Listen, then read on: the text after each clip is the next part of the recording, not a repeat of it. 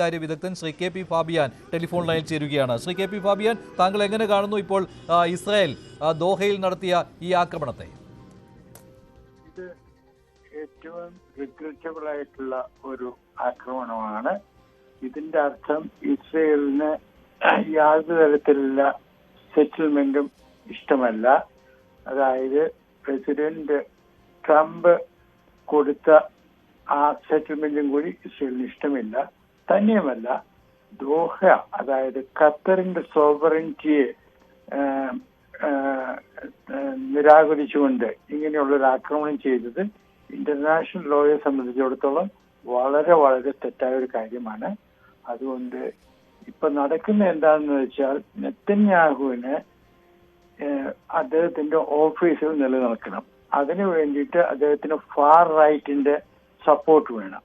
അവര് ആണ് നെതന്യാഹുവിനെ നയിക്കുന്നത്. അപ്പൊ ഇത് വളരെ പരിതാപകരമായ ഒരു ഇതാണ്. തന്നെയുമല്ല, നെതന്യാഹു ഗാസയിലെ ജനങ്ങളെ കൊന്നുകൊണ്ടിരിക്കുന്നു. കൂടുതൽ പേരെ കൊല്ലും. എന്നിട്ട് ഗാസയിൽ ഒരു ചെറിയ സ്ഥലത്തേക്ക് ഈ 2 മില്യൺ, അതായത് 20 ലക്ഷം പേരെ അയക്കും. മറ്റ് ബാക്കിയുള്ള ഗാസയിൽ ഇസ്രയേലീസ് പോയി സെറ്റിൽമെന്റ് ആകും. ഇതാണ് പ്ലാൻ. ഇപ്പോൾ നടക്കില്ലെന്ന് നമുക്ക് നോക്കാം. ഒരു കാര്യം കൂടി, ഇതിൽ അമേരിക്കയുടെ റോൾ എങ്ങനെ താങ്കൾ ഇപ്പോൾ പറയും? ട്രംപാണ് ഈ സമാധാന നിർദ്ദേശങ്ങൾ മുന്നോട്ട് വെച്ചത്. അപ്പോൾ ട്രംപിനെ ധിക്കരിച്ചുകൊണ്ട് ഇസ്രായേൽ ഇങ്ങനെ ഒരു ആക്ഷനിലേക്ക് പോയി എന്ന് പൂർണ്ണമായിട്ടും പറയാൻ പറ്റുമോ? അതോ അമേരിക്കയെ അറിയിച്ചിട്ടുണ്ടാവുമോ? അതെങ്ങനെ നമുക്കിപ്പോൾ വിലയിരുത്താം? അമേരിക്കയെ അറിയിച്ചിട്ടുണ്ടോ ഇല്ലെന്ന് നമുക്കറിയില്ല. അത് നമുക്ക് അറിയാൻ നേരം എടുക്കാം. പക്ഷേ നമ്മൾ മനസ്സിലാക്കേണ്ടത് അമേരിക്കൻ വെപ്പൺസും അമേരിക്കയുടെ ടെക്നോളജിക്കൽ സപ്പോർട്ടും കൂടിയാണ് ഈ ഇസ്രയേൽ ആർമി അതെല്ലാം ചെയ്യുന്നത്. ഇപ്പൊ ഗാസയിൽ നടക്കുന്നതും അമേരിക്കൻ വെപ്പൺസ് ആണ് അവർ ഉപയോഗിക്കുന്നത്.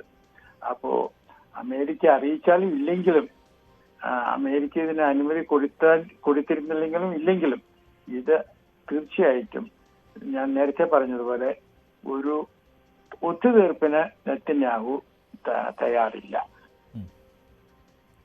ചില റിപ്പോർട്ടുകൾ വരുന്നുണ്ട്, US informed എന്നാണ്. An Israeli official said the United States was told before hand of the attack എന്നുള്ളതാണ്.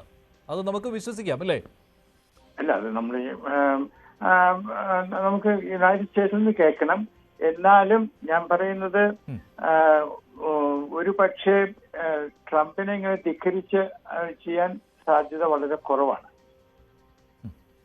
ഓക്കെ, നന്ദി ശ്രീ കെ പി ഫാബിയാൻ. അമേരിക്കയുടെ പ്രതികരണം എന്താണ് എന്നുള്ളതാണ് ഇനി അറിയുവാൻ ബാക്കിയുള്ളത്. ട്രംപ് തന്നെ മുന്നോട്ട് വെച്ച് സമാധാന നിർദ്ദേശങ്ങൾ ചർച്ച ചെയ്യുന്നതിന് മുന്നോടിയായിട്ടാണ് ഇപ്പോൾ ഇങ്ങനെ ഒരു ആക്രമണം നടന്നത്. അതിനുവേണ്ടി ദോഹയിൽ എത്തിയ ഹമാസ് നേതാക്കൾക്ക് നേരെയാണ് ഇപ്പോൾ ഇങ്ങനെ ഒരു ആക്രമണം ഇസ്രായേൽ നടത്തിയിരിക്കുന്നത്. ഹമാസിനെ ഉന്മൂലനം ചെയ്യുക എന്നുള്ളതാണ് പ്രഖ്യാപിത ലക്ഷ്യം. അത് ഒക്ടോബർ 7 കൂട്ടക്കൊലയ്ക്കുള്ള മറുപടിയാണ് എന്ന രീതിയിലുള്ള ഔദ്യോഗിക വിശദീകരണവും വന്നു കഴിഞ്ഞു.